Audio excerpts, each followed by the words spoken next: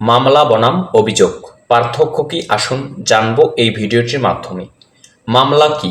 মামলা হলো আদালতে দায়ের করা একটি অফিসিয়াল আইনি প্রক্রিয়া যেখানে কোনো পক্ষ অন্য পক্ষের বিরুদ্ধে বিচার চায়।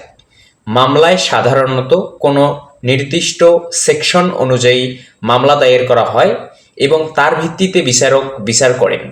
মামলা মূলত বিচারিক প্রক্রিয়ার অংশ। অভিযোগ কি?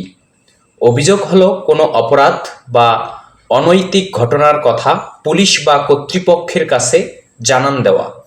অভিযোগ দিতে গেলে সেটা মামলা হিসেবে গণ্য হবে না যতক্ষণ না তা আদালতে পেশ করা হয়।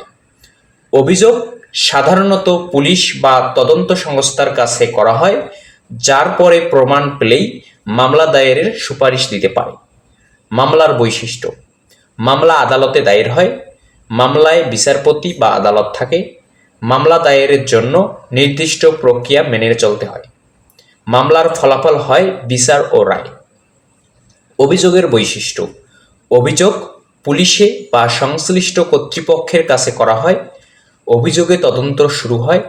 অভিযোগ থেকে মামলা হতে পারে অথবা নাও হতে পারে। অভিযোগ দায়ের সাধারণত কোনো আইনি বাধ্যবাধকতা নয়, বরং অন্যায় সম্পর্কে জানানো।